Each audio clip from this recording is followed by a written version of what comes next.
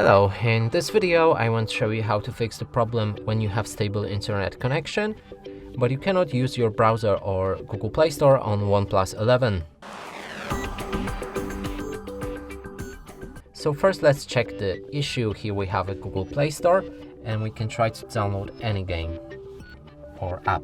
So let's go for Shazam Music, click on install and it changes into the pending mode and it's stuck like that forever.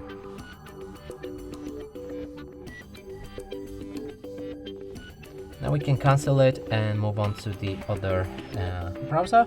Here I have Google Chrome. If we refresh any website or try to reach something else, we have this error. Now to fix both of these issues, we'll need to open a settings,